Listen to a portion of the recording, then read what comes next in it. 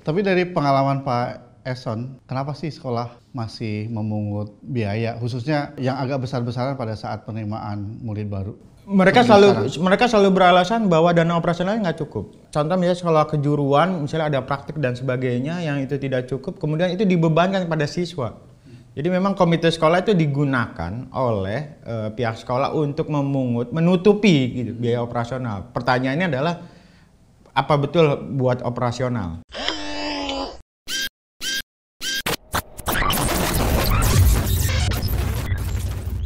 Pak Ade, ini kan tahun ajaran baru tahun 2022-2023, siswa sekolah bersiap masuk sekolah. Nah, cuman memang ada fenomena menarik Pak Ade. Jadi ada ajaran baru, muncul juga korupsi baru atau penerimaan siswa baru, ya ada praktek korupsi baru juga yang muncul di sekolah. Nah, kalau kita baca soal tren korupsi sekolah kan mulai dari penerimaan siswa baru, dana operasional, bahkan sampai proses evaluasi tuh atau penilaian terhadap kinerja sekolah ya yang dilakukan oleh mungkin pengawas atau dinas sekolah. Nah, bicara soal kita mulai yang pertama dulu tentang penerimaan siswa baru. Pak Ade ngelihat seperti apa nih? Ini Pak Eson yang mau nanya atau bagaimana? Ini perjanjiannya Pak Eson yang menjelaskan. ya nanti kita tektokan Pak Ade. Jadi penerimaan siswa baru kan menarik bicara soal ada korupsi, ada penyimpangan. Jadi sebelumnya muncul di media sosial ada surat semacam memo ya atau surat permintaan dari anggota KTBLC ya. DPRD ke sekolah-sekolah minta beberapa daftar nama siswa untuk diterima di sekolah-sekolah favorit. Wali kota juga Serang. Katanya juga ada di wali kota Serang itu juga muncul fenomena permintaan ke sekolah tertentu, sekolah favorit agar memasukkan daftar nama yang kemudian itu di lampiran mungkin isinya banyak. Nah, dari sebelum Pak Eson nanya, itu kan Pak Eson di Twitter rame tuh ngomongin soal itu. Mungkin Pak Eson duluan menceritakan soal temuan penerimaan murid baru. Jadi ini pengalaman pribadi ya Pak Ade. Jadi kemarin sekitar tanggal 29 Juni saya ke Bandung, dalam perjalanan ngobrol dengan seorang bapak, dia cerita ada berita gembira sama berita sedih yang disampaikan oleh dia.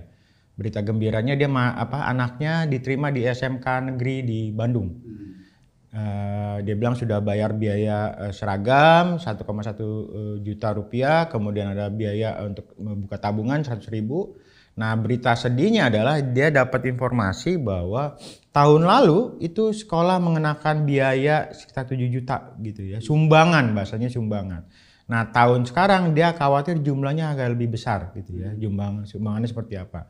Nah, memang dia tidak bicara detail karena memang dia belum bertemu dengan pihak sekolah atau komite sekolah di luar bicara soal seragam. Nah, ini kan fenomena yang sering kali muncul ya, soal penerimaan siswa baru itu kan sering kali muncul ada pungutan-pungutan di banyak tempat gitu ya. Yang kemudian yang kita sesalkan sebenarnya itu tidak ada kebijakan dari kepala daerah, Pak Ade, itu melarang misalnya pungutan-pungutan dari pihak sekolah maupun juga dari komite sekolah. Yang kita tahu kan komite sekolah itu kan tanda kutip perpanjangan tangan pihak sekolah ya. Jadi kalau pihak sekolah mengut ke orang tua itu mungkin dianggap pelanggaran atau bisa jadi teguran gitu ya di dinas maupun juga di instansi pemerintah daerah. Tapi yang muncul itu adalah mereka lakukan pensiasatan lewat komite sekolah. Kemudian komite sekolah meminta sejumlah uang kepada orang tua siswa dan orang tua siswa tidak punya pilihan selain pilihannya adalah bayar atau minta keringanan dalam bentuk mencicil. Nah, ini kan menarik gitu ya bahwa sekolah-sekolah negeri memang pada faktanya itu tidak bisa gratis seperti yang bayangkan banyak orang. Mungkin kita ambil contoh, mungkin Jakarta itu bebas pungutan ya, tapi di daerah-daerah lain belum tentu. Jawa Tengah informasi juga dapat bebas pungutan ya, baik SPP maupun sumbangan-sumbangan lain tuh katanya free. Tapi di beberapa daerah lain, di provinsi lain masih membuka ruang, tanda kutip.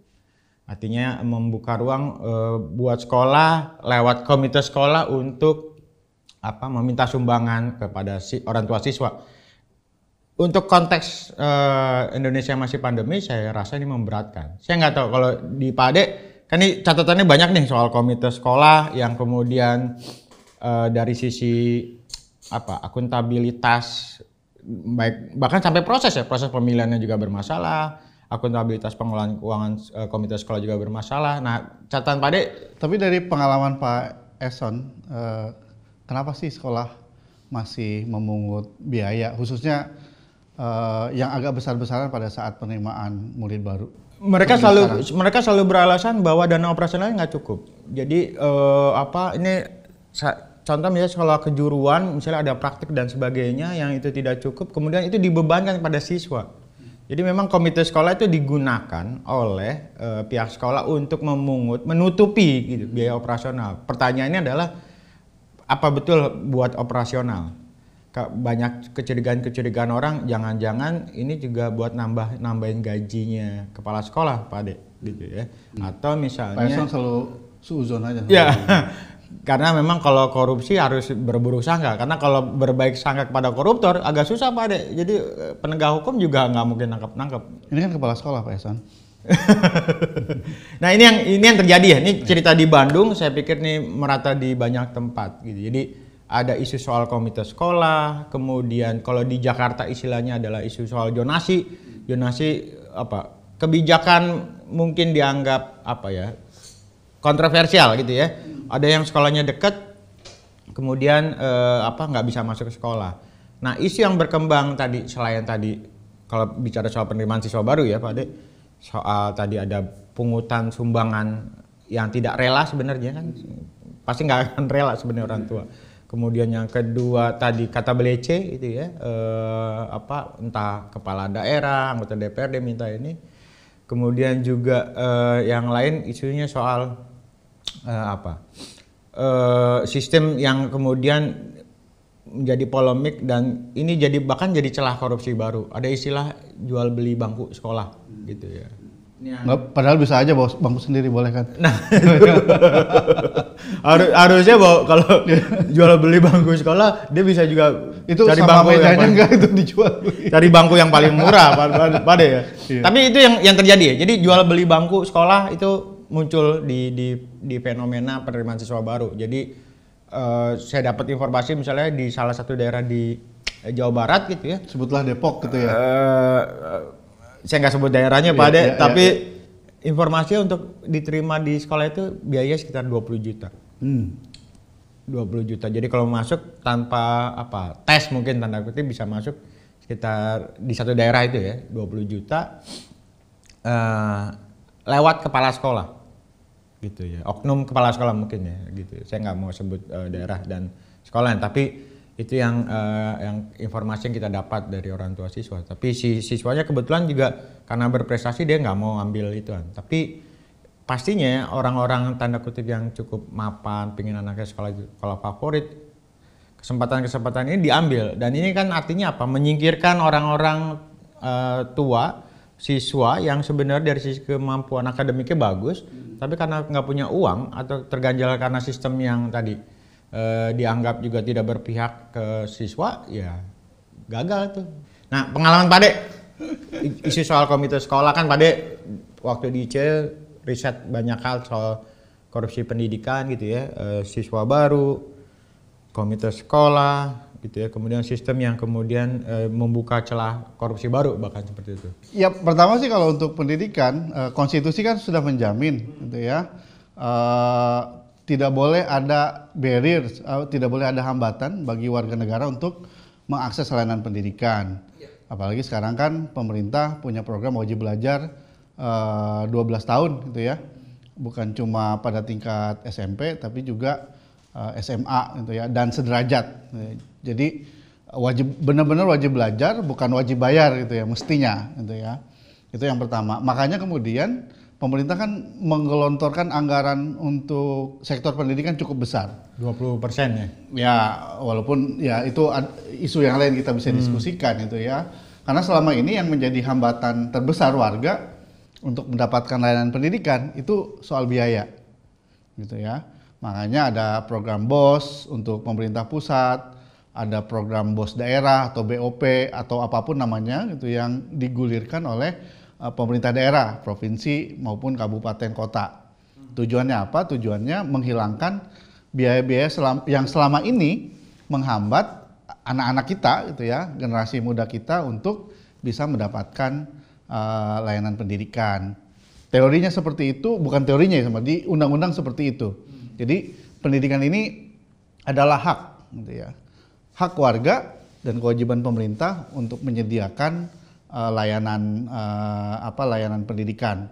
Bahkan sudah ada aturan terkait dengan standar layanan. Jadi bukan cuma asal ngelayanin, tapi ada standar layanannya gitu ya, standar minimal layanan gitu. Nah, bisa saja warga negara yang tidak puas dengan standar layanan yang disediakan oleh pemerintah lewat sekolah-sekolah negeri milih sekolah swasta. Jadi mestinya sekolah swasta standar layanannya lebih tinggi dong ya, lebih bagus gitu ya, untuk mengakomodir warga negara yang tidak puas dengan, atau warga negara yang ingin standar layanannya jauh lebih tinggi gitu ya. Walaupun kenyataannya sekarang swasta banyak juga yang di bawah negeri gitu ya dari sisi kualitas standar layanan, dan celakanya yaitu yang kemudian jadi pelarian bagi warga yang tidak dapat sekolah negeri. Nah, masalah yang kedua soal pungli ya, ini jadi masalah klasik kan dari dulu. Risetnya ICW selalu menemukan kan, dulu bahkan puluhan kan jenis punglinya gitu ya. Dan ada kode-kode khusus juga Pak De ya? Ya, ada kode-kode khusus itu ya. Jadi dimulai dari sekolah kayaknya kode-kode terkait dengan pungli-pungli ini gitu ya. Kalau biaya masuk sekolah itu sering dinamakan biaya bangunan. Oh, uang bangunan. Uang bangunan katanya gitu ya. Padahal dipakai untuk mengganti istilah uang masuk sekolah gitu ya. Begitu. Ada yang bilang uang bangunan dipungut mulai dari dia kelas 1 sampai kelas 3, bangunannya nggak naik-naik gitu, nggak berubah-berubah. Jadi sebenarnya masalahnya bukan cuma di siswa atau murid baru. Murid lama pun ada daftar ulang kan. Dan bayar daftar ulang itu bukan, kan aneh udah masuk di sekolah daftar ulang gitu ya. Dan celakanya memang mesti bayar. Di dalamnya banyak lah, mulai dari buku sampai uang komite macam-macam gitu ya dan sebagainya. Nah, yang jadi masalah adalah kita kan selama ini nggak pernah tahu nih orang tua murid, bener nggak sekolah kekurangan uang gitu kan. Karena sekolah juga tidak menjelaskan asbabun nuzul gitu ya. Pak Eson pasti nggak tahu asbabun nuzul, latar belakang lah singkatnya, kenapa muncul jenis pungutan itu, jenis biaya-biaya itu. Mesti kan dijelaskan latar belakangnya. Kenapa ada pungutan ini? Ini kan terkait dengan dua hal. Pertama, dengan pungutan ini sekolah mau melakukan apa? Ya kan? Mau melakukan apa gitu ya. Jadi kan nggak ujuk-ujuk kan? Nggak mau melakukan apa, lalu kemudian kalau kurang, berapa sih sebenarnya yang disubsidi oleh pemerintah sehingga kurang? Ini orang tua nggak pernah tahu gitu ya. Nah, mestinya sekolah membuka, ini yang sering kita sebut sebagai RAPBS, Rancangan Anggaran Pendapatan dan Belanja Sekolah. Dan itu nggak pernah dibuka ke orang tua siswa ya? Nggak pernah dibuka, padahal kewajibannya bukan cuma harus dibuka. Orang tua murid justru mesti ikut dalam penyusunan APBS. Karena apa? Karena sekolah ini kan bukan cuma milik kepala sekolah, bukan cuma milik guru, bukan cuma milik komite sekolah, tapi juga milik orang tua murid, bahkan milik masyarakat. Masyarakat itu orang atau kelompok orang tinggal di sekitar sekolah. Jadi tujuan sekolah diputuskan, tujuan dan program sekolah disepakati bersama oleh orang tua murid gitu ya, stakeholder sekolah lah ya gitu ya singkatnya. Jadi mereka yang menentukan sekolah mau ngapain nih tahun ini. Jadi yang dibahas adalah apa yang mau dilakukan. Baru kita bicara untuk melakukan itu butuh biaya berapa. Ya, jadi artinya ada rancangan anggaran biayanya sebenarnya ya, atau RAPBS kalau bahasa Betul, butuh biaya berapa. Nah, biaya uang untuk mencapai itu sudah ada dari mana saja. Misalnya berapa sih subsidi dari pemerintah? Pemerintah pusat, pemerintah daerah, atau CSR gitu ya. Itu mesti dimasukkan tuh. Baru kalau kemudian kurangnya dirembukan antar orang tua murid. Bahkan pengalaman saya di Garut dulu, pas mendampingi sekolah nyusun APBS, ketika orang tua murid tidak mau mensubsidi kekurangan itu, programnya di kick out ya udah nggak akan jadi nggak akan dikerjakan di tahun ini gitu, karena kesepakatannya orang tua murid keberatan kalau ikut membiayai gitu ya. Walaupun kenyataannya di banyak tempat ketika orang tua murid tahu apa yang mau dilakukan, mereka mau kontribusi gitu ya. Kontribusinya ada yang bisa uang, ada juga yang bisa tenaga, atau ada yang bisa mencarikan CSR. Nah, ini yang saya kira di sekolah-sekolah kita belum kelihatan gitu ya. Jadi APBS masih dikelola hanya oleh kepala sekolah gitu ya. Bahkan saya yakin banyak guru juga yang tidak tahu APBS gitu ya. Karena riset-riset waktu di ICW ya, guru bahkan bilang APBS ya kayak jadi dokumen rahasia. Dokumen rahasia yang tahu cuma kepala sekolah, bendahara, dan Allah Subhanahu wa Ta'ala katanya gitu ya. Jadi itu, nah mestinya dibuka karena ya dalam sekolah ini posisi orang tua murid kan lemah, gitu ya. Nah sebenarnya ini dikaitkan dengan komite, mestinya posisi orang tua murid akan kuat kalau komitenya benar. Ini kan kalau lihat latar belakang, tarik jauh ya, latar belakang munculnya komite ini kan merespon kebijakan otonomi sekolah gitu ya. Jadi otonomi pendidikan ini bukan cuma sampai pemerintah daerah, bahkan sampai sekolah lewat kebijakan manajemen berbasis sekolah. Jadi semua kewenangan ada di tangan kepala sekolah. Supaya tidak overpower, kepala sekolah mesti diimbangi dengan komite sekolah. Dengan komite sekolah. Asumsinya komite ini dipilih oleh orang tua murid, oleh guru, oleh masyarakat, sehingga orang tua murid sehingga kepala sekolah yang kuasanya gede bisa diimbangi oleh si komite. Cuma sayangnya di banyak tempat komite yang milih adalah kepala sekolah. Akhirnya jeruk makan jeruk kan. Komite yang mestinya mengawasi kepala sekolah justru menjadi melegitimasi putusan-putusan kepala sekolah gitu. Jadi stempelnya kepala sekolah. Makanya komitenya nggak kreatif. Jadi dia ya cari uang dari orang tua murid aja ya kan. Padahal sebenarnya tidak hanya bicara soal memungut atau minta sumbang dari orang tua siswa, tapi dibuka ruang buat yang lain kan. Minta sponsor perusahaan dan sebagainya, atau CSR seperti itu Pak De ya. Betul, dia jadi representasi orang tua murid. Sebenarnya ideal sih para pembuat kebijakan MBS komite ini. Mereka belajar misalnya dari di Amerika ada Chicago, di Chicago misalnya ada local school council gitu ya, atau di Brazil di Porto Alegre juga hampir sama gitu ya. Jadi komitenya memang diisi oleh orang-orang yang punya banyak pengetahuan, punya banyak keterampilan yang bisa menjadi penyeimbang kepala sekolah. Teorinya begitu ya sebenarnya. Teorinya begitu. Tapi prakteknya yang kalau saya coba dengar keluhan dari banyak warga kan, perwakilan orang tua siswanya sebenarnya udah lulus katanya begitu. Jadi orang-orang lama.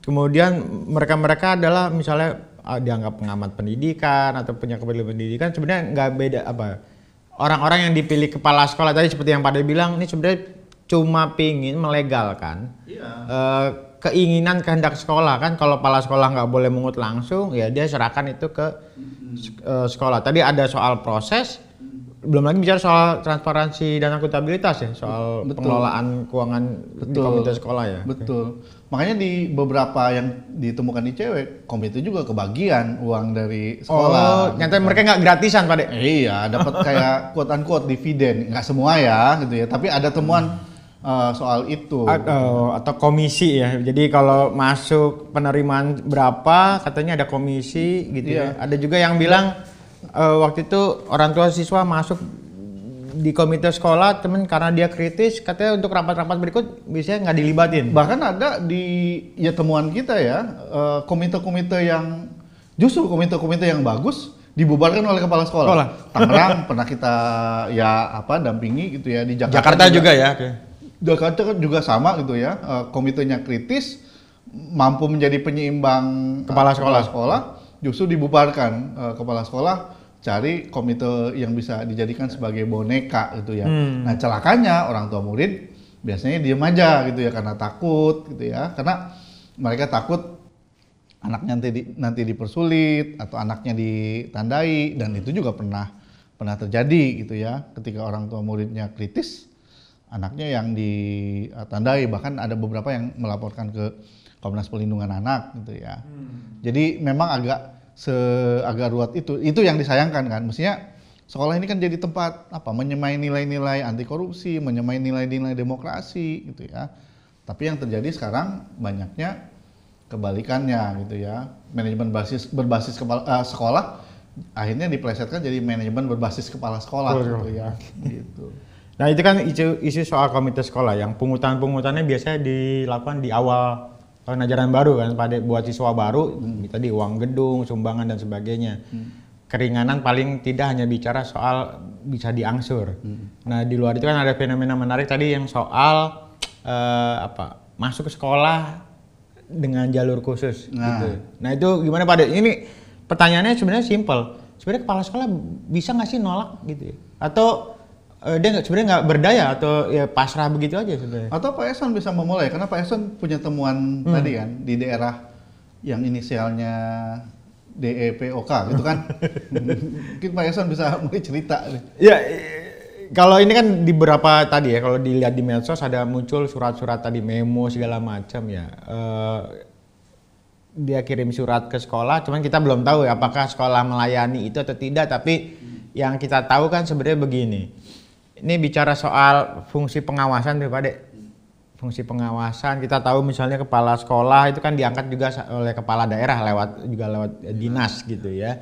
Kemudian fungsi pengawasan eksternal ada DPRD. Nah, saya membayangkan mungkin posisinya kepala sekolah itu agak takut juga kalau tidak melayani gitu ya, tidak melayani keinginan itu kemudian berdampak pada promosi atau misalnya kedudukan si kepala sekolah. Jangan-jangan kalau kita nggak layanin ini besok-besok kita digeser atau jadiin guru begitu ya, bukan kepala sekolah lagi. Nah barangkali begitu ya. Jadi itu yang kemudian saya lihat nampaknya di banyak tempat fenomenanya begitu tuh. Jadi ini yang muncul terus-terus ya. Jadi nggak selesai ya. Jadi tahun sekarang ada, tahun sebelumnya ada. Saya yakin kalau ini tidak ada pembenahan atau strict melarang bahwa ada titipan-titipan ya akan muncul juga tuh Pak De. Saya berpangkal dari pengalaman cerita lah teman dia wakil kepala sekolah dan dia menjadi panitia penerimaan murid baru. Dia bilang ya bukan cuma tekanan politik tapi juga godaan-godaan suap. Jadi yang aktif kadang-kadang bukan cuma dari sekolah. Tapi juga dari orang tua murid gitu ya, tawaran-tawaran kalau anaknya diloloskan dapat berapa gitu ya. Walaupun ada juga extortion ya, pemerasan. Ya udah lu boleh bisa masuk asal bayar begitu ya. Jadi fenomenanya suap atau pemerasan ya? Suap pemerasan tuh tekanan politik sebenarnya. Oh jadi ada tiga bisa situ. Ya. Jadi tekanan politik dari kepala daerah atau DPRD gitu ya? Atau bahkan dari orang punya politik, bahkan ada ormas ya? LSM juga. Oke. Atau gitu. Ya ada ormas ada oknum jurnalis bahkan ya, yang juga cawi-cawi. Kemudian tadi kalau pemerasan pasti dari pihak sekolah ya. Jadi mau masuk atau enggak biaya sekian gitu ya. Kemudian sama inisiatif orang tua siswa juga ya untuk masuk sekolah favorit. Kasihan terutama guru-guru ya pada saat penerimaan murid baru ini gitu ya. Dibiarkan dia ditekan terus gitu. Tapi walaupun ada juga yang coba cari keuntungan ya dari situasi seperti. Tapi sebenarnya guru tahu ya Pak De, pasti. Wallahualam, tapi ada yang tahu gitu ya, karena pasti kan kalau yang mau nyari celah kemanapun yang bisa dipakai kan. Iya. Gitu. Oh jadi guru pun sebenarnya bisa jadi calo atau oknum ya? Bisa aja oknum lah ya. Kalau saya sih percayalah kalau guru sebagai mantan guru dan lulusan ilmu keguruan. Iya, guru pasti ingin fair gitu ya. Tapi kadang-kadang kan faktor eksternal memaksa mereka untuk melakukan praktik seperti ini. Makanya kita sering bilang guru itu kadang pelaku tapi juga korban. Pelaku korupsi tapi juga korban korupsi gitu ya. Oke. Nah itu kan bicara soal penerimaan siswa baru Pak De. Nah kita bicara soal operasional. Di episode sebelumnya Pak De bicara soal dana BOS gitu ya. Bukan dana si bos ya, tapi bantuan operasional sekolah yang itu juga rentan korupsi. Ada dana pendidikan sebenarnya banyak ya, ada BOS, DAK, kemudian ada BOP gitu ya, segala macam. Ada banyak itu. Nah ini kan korupsinya lumayan Pak De. Kalau Dari catatan Pak Ade kemarin bilang ada sekitar berapa? 100 ya? Oh, yang berita. Ya berita. Ya, Kejaksaan Tangerang ya manggil kepala sekolah. Oke, Kejaksaan Tangerang manggil kepala sekolah untuk diperiksa kasus dana BOS ya, penggunaan dana BOS. Kalau kayak gitu sih merem aja pasti ada, ya besar kemungkinan ada temuan lah, merem aja. Iya, ya. Di Sumatera, di salah satu provinsi Sumatera juga menarik Pak Ade. Jadi banyak guru yang tiba-tiba katanya mundur kepala sekolah karena dia diperiksa oleh pihak kejaksaan negeri gitu ya. Ya itu kemudian rame, kepala kejaksaan negerinya dicopot. Jadi ini bukan pemeriksaan yang prosedural, artinya cuma dimintain keterangan tapi mungkin kepala sekolahnya sangat terganggu. Walaupun sebenarnya pakai logika sederhana sebenarnya kalau kepala sekolahnya nggak main-main kan nggak perlu takut ya. Iya, walaupun kalau kembali cerita pengalaman dari sekolah, nggak modal jujur aja jadi kepala sekolah atau jadi guru nggak cukup. Karena sekolah ini bukan, ya memang ada dari internal mereka yang ingin dapat keuntungan dari proyek-proyek seperti BOS, tapi juga banyak faktor eksternal yang memaksa mereka untuk kemudian menggunakan dana BOS ini atau dana sekolah ini di luar dari yang seharusnya. Ini misalnya tiap dana BOS turun datang banyak pihak yang ngaku-ngaku LSM, ngaku-ngaku wartawan gitu ya. Kalau di Banten namanya wartawan CNN, wartawan can nulis-nulis gitu ya. Jadi dia datang yang ada tulisannya gitu ya, tapi ya minta gitu, dan biasanya bergerombol. Belum yang modus harus harus setor gitu ya. Jadi bukan jujur saja nggak cukup, harus berani. Harus berani ya melawan birokrasi di atasnya, lalu kemudian juga berani melawan ya tadi oknum-oknum wartawan-wartawan, kalau teman-teman jurnalis bilang wartawan bodrek gitu ya, atau LSM bodrek gitu ya, tekanan-tekanan mereka begitu. Dan saya kira ya ini jadi tantangan jadi kepala sekolah atau jadi penyelenggara sekolah seperti guru gitu. Jadi sebenarnya kalau dia jujur sebenarnya ngelawan bisa ya dilakukan, tapi mestinya. Kalau yang kedua ya kalau dia tidak ada masalah, mestinya nggak usah takut kan. Benar. Begitu. Jadi tadi kan dana operasional ya. Kalau bersih nggak usah risih kan. Kalau bersih tidak perlu risih. Ya. Ini kan bicara soal dana operasional, pembangunan, infrastruktur ya. Itu kan seringkali dikorupsi gitu ya. Jadi ya kong kali kong antara pihak sekolah dengan pemborong gitu ya untuk. Kadang-kadang kalau ya memang ada untuk dana-dana pembangunan, kadang-kadang sekolah itu tinggal terima beres, artinya yang milih spek atau yang milih yang melakukan pekerjaan sudah ditentukan di atasnya gitu ya. Di atasnya bisa di kementerian kalau itu proyek langsung dari kementerian, atau dari pemerintah daerah gitu ya. Jadi kadang-kadang ya mereka nggak tahu menau gitu ya. Walaupun ada juga temuan waktu di ICW mereka juga ikut dapat begitu ya. Terutama kalau uangnya kemudian masuk ke lewat sekolah begitu ya. Atau sekarang kan sudah ada pengadaan namanya siplah atau apa begitu. Ya bisa aja kalau istilah mereka pengantin atau pihak-pihak yang dimenangkan sudah ditentukan gitu ya. Jadi sudah diarahkan sekolah. Gitu. Makanya banyak kalau bisa dicek di sekolah pengadaan-pengadaan yang kadang-kadang tidak dibutuhkan oleh sekolah. Gitu. Jadi ini memang epicentrum masalah bukan cuma di sekolah gitu ya. Bahkan epicentrumnya ini bisa ada di birokrasi di atasnya gitu ya. Bahkan ada temuan-temuan gitu ya, kalau melihat di beberapa kasus ada kegiatan fiktif yang dilakukan sekolah pada ya. Jadi ada pertanggungjawabannya tapi sebenarnya kegiatan nggak di SPJ kalau istilah mereka, surat pura-pura jujur. Jadi kegiatan nggak ada, pertanggungjawaban ada. Gitu ya. Karena kayak gampang lah mereka buat kwitansi kan Pak Eson. Faktur bisa mereka buat, stempel mereka bisa buat. Bahkan dulu pengalaman ngecek di ICW, pertanggungjawaban sekolah, beli laptop, komputer banyak, pas dicek di toko komputer ternyata dia nggak jual ke sekolah itu, ternyata ya dibuatkan kwitansi palsu atas nama sekolah. Ya jadi ya modus lama lah kayak gitu ya. Iya. Yang sekarang masih ada, berulang ya. Iya, masih berulang. Ada yang bilang juga di pengadaan, dalam konteks pengadaan di sekolah itu di laci kepala sekolah banyak stempel-stempel toko-toko tertentu Pak De. Enggak, di tas biasanya. Di tas.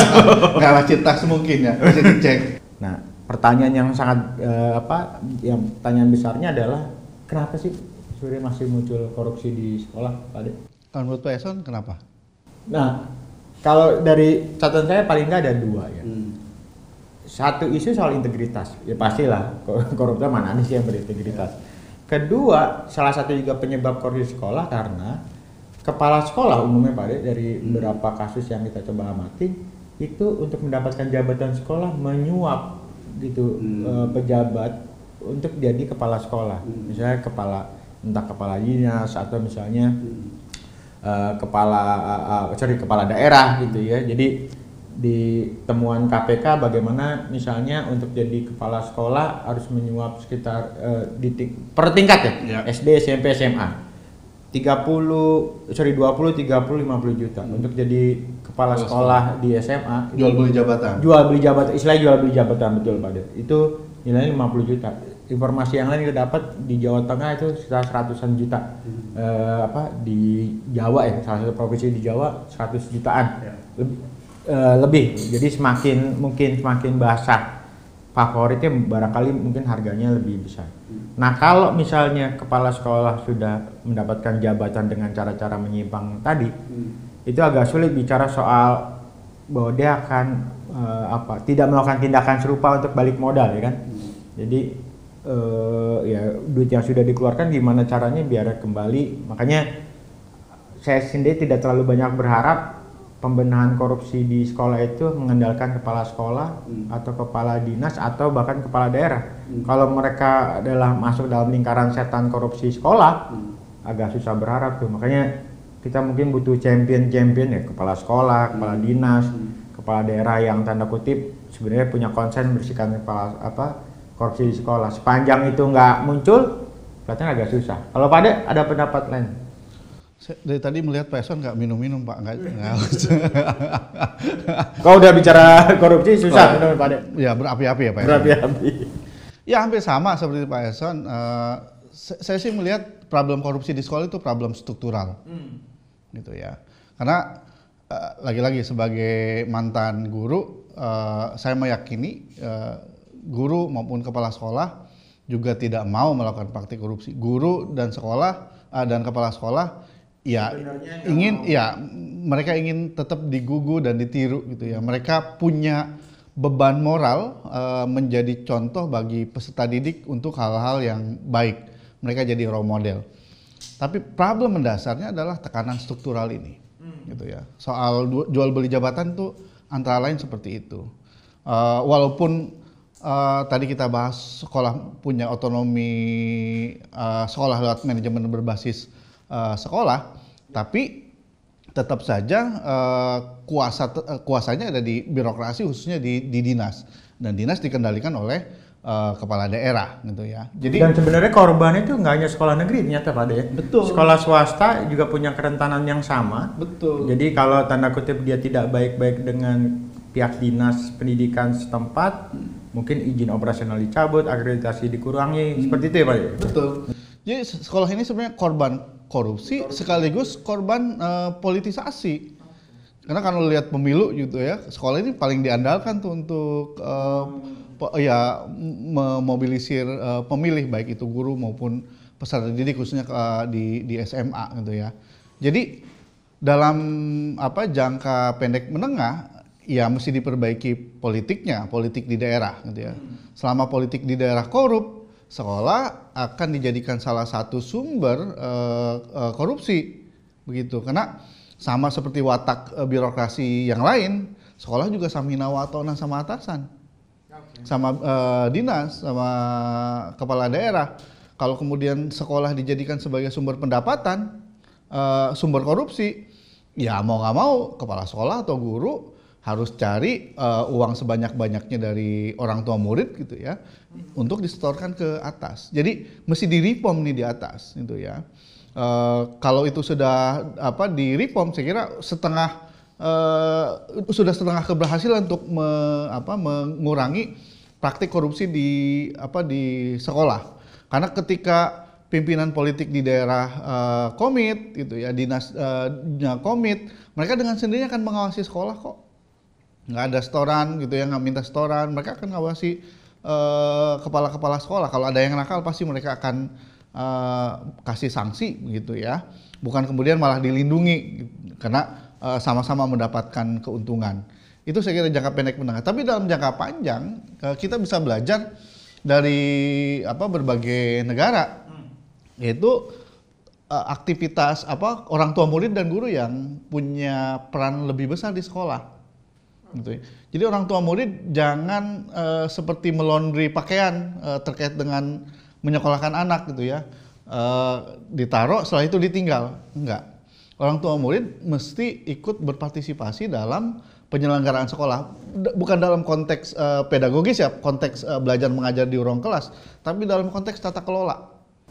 Gitu sebenarnya ya. Itu diwujudkan dalam komite sekolah dalam konteks yang ideal ya. Ruangnya banyak, iya, okay. Termasuk di komite sekolah ini. Jadi orang tua murid bisa ikut menentukan arah sekolah gitu ya. Tinggal dua hal yang diperlukan untuk itu, ada kemauan, yang kedua ada kemampuan untuk berpartisipasi gitu ya. Mau dan mampu berpartisipasi gitu ya. Mampu berpartisipasi ya bisa baca-baca pelatihan bagaimana nyusun APBS, bagaimana nyusun usulan-usulan sekolah. Saya kira itu mesti dilakukan. Termasuk bukan cuma partisipasi penyusunan APBS, termasuk ikut mengawasi implementasi APBS. Jadi benar nggak uang atau program yang sudah dirancang ini dijalankan atau tidak? Gitu. Dana-dana sekolah ini dikorupsi atau tidak? Orang tua murid punya kewajiban untuk ikut mengawasi, dan saya kira ini sudah sunnah muakkad kalaupun sunnah gitu ya. Karena ini juga bagian dari upaya memastikan agar anak-anaknya mendapatkan layanan pendidikan yang bagus. Karena kalau dikorupsi, anak-anaknya udah pasti nggak akan dapat layanan pendidikan yang bagus gitu ya, karena dana untuk anak misalnya, dana untuk beri perlengkapan, buku dikorupsi, akhirnya anaknya nggak dapat, kalaupun dapat kualitasnya tidak bagus. Bahkan korupsi di pendidikan ciri khasnya juga yaitu anak-anak murid diajarkan untuk melakukan praktik korupsi gitu ya. Di ruang kelas ngajarin nggak boleh korupsi, tapi di ruang kelas juga diajarin bagaimana cara melakukan korupsi. Dan yang paling diingat oleh peserta didik bukan apa yang dikatakan kan oleh guru, atau bukan apa yang dijelaskan oleh kepala sekolah, tapi apa yang dilakukan oleh guru maupun kepala sekolah. Itu sekali lagi bahayanya korupsi pendidikan, bukan cuma soal uang negara yang hilang, orang tua murid yang hilang, tapi juga pendidikan korupsi gitu ya. Ke depan sekolah akan menghasilkan orang-orang yang korup. Ini jadi kiamat buat kita gitu ya. Karena ya korupsi bisa membuat negara kita bangkrut kan gitu ya. Jadi itu dari sisi politiknya diselesaikan, orang tua murid dan guru pun ikut dalam pengelolaan anggaran dan program sekolah gitu. Dan yang pasti itu dilakukan jangan sendiri-sendiri, Peson. Oke, kalau individu ngelawan agak susah ya? Agak susah gitu ya, mesti barengan. Makanya kemudian orang tua murid mesti ikut dorong agar pembentukan komite ini dilakukan secara demokratis, sehingga komitenya mewakili kepentingan stakeholder pendidikan, bukan cuma mewakili kepentingan kepala sekolah begitu. Jadi itu mesti dilakukan. Jadi orang tua murid sekali lagi jangan cuek dengan sekolah, jangan jadikan sekolah sebagai laundry gitu ya, naruh anak setelah itu dilupakan gitu ya. Lalu juga jangan, ini kan ada juga fenomena orang-orang tua murid yang mau tuh di sekolah, tapi kan lebih banyak urusannya bikin arisan orang tua murid gitu, kadang-kadang gibah gitu ya, kadang-kadang juga yang saya lihat fenomena yang kalau mood kami sih buruk, misalnya yang banyak dipikirkan mau naik kelas, ayo patungan orang tua murid untuk kasih hadiah buat guru, atau lomba-lomba ngasih hadiah buat guru. Saya bukan tidak berpihak kepada guru, tapi dalam konteks korupsi pendidikan, hadiah buat guru itu bisa masuk dalam kategori korupsi, atau ada buku yang saya lupa. Ya, bisa gratifikasi, bisa juga ini melanggar etik sebagai guru gitu ya. kalaupun gitu ya orang tua murid mau kasih apresiasi buat guru, ya banyak cara, bukan kemudian kasih direct hadiah gitu ya. Nah, yang saya lihat fenomenanya partisipasi itu disalahartikan dengan tadi cuma uang, cuma hal-hal yang mohon maaf ya, menurut kami sih tidak terlalu substansial. Justru sekali lagi partisipasi orang tua murid masuk ke isu-isu mendasar di sekolah begitu. Karena dengan begitu justru orang tua murid juga membantu guru. Karena banyak anggaran-anggaran yang mestinya jadi hak guru akhirnya hilang gitu ya, karena dikorupsi gitu yang saya katakan tadi. Guru juga korban korupsi begitu. Jadi ya sudahlah, jangan terlalu diperbanyak kelompok-kelompok quote unquote ya, kelompok-kelompok gibah untuk di sebenarnya kalau diberdayakan orang tua siswa itu bisa membantu meningkatkan kualitas ya. Betul. Bukan yang dipikirin tadi udah mau perpisahan, hadiah buat guru apa gitu ya.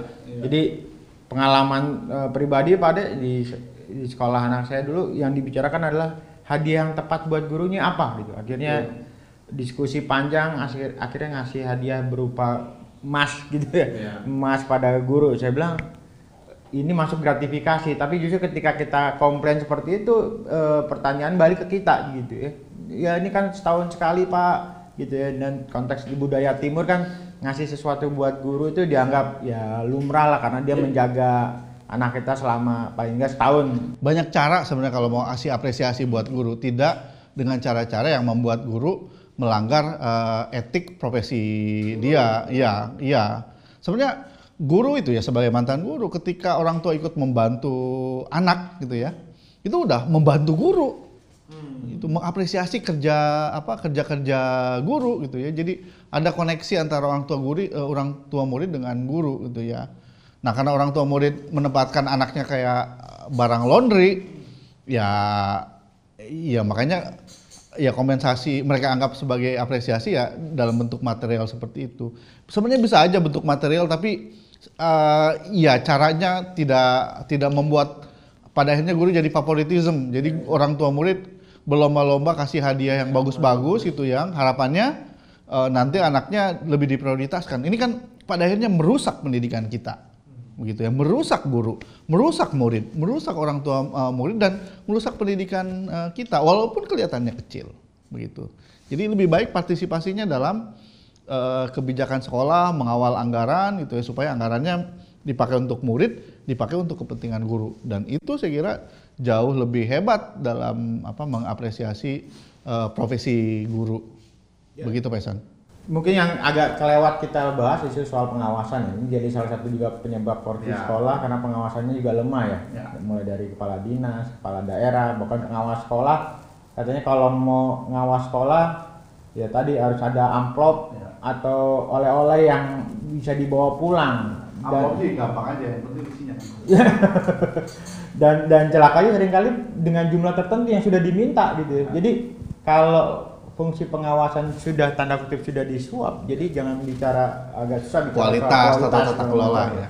Ini baru di satu sisi pengawasan internal ya, belum lagi eksternal tadi berharap DPRD itu cawi-cawi mengawasin kualitas pendidikan di daerah setempat agak sulit kita harapkan kalau dia sendiri juga pelaku ya, jadi nitip siswa gitu ya diterima di sekolah. Jadi menarik diskusinya pada tadi penyebab korupsi. Utama penjelasan Pak Emerson ya, penjelasan empiris Pak Emerson. Jadi kalau saya catat tadi penyebab korupsi sekolah, pertama pasti soal integritas gitu ya, integritasnya diragukan. Kedua itu adalah untuk mendapatkan jabatan kepala sekolah itu juga dia melakukan cara-cara yang curang gitu ya, lewat praktek suap, bukan melihat soal kompetensi. Kemudian yang kedua tadi kata Pak Ade adalah komitmen politik gitu ya di tingkat sekolah, kemudian di tingkat kepala daerah juga tidak mendukung. Plus juga isu yang lain adalah soal partisipasi yang tidak berjalan karena memang antara ketidaktahuan atau sebenarnya itu di ketidakmauan dan ketidaktahuan. Ketidakmauan dan ketidaktahuan dan ketidakmauan gitu ya. Plus isu yang lain soal pengawasan yang lemah. Jadi Sebenarnya diskusinya menarik dan banyak hal yang bisa dibahas, cuman karena waktu kita terbatas, Pak Dek. Jadi sebenarnya nggak terbatas-batas amat sih Pak. nah, kita akan bahas lagi di episode berikut. Jadi jangan dihabisin di episode sekarang. Jangan lupa like and subscribe Satu Visi Utama demi Indonesia berintegritas. Please leave a message.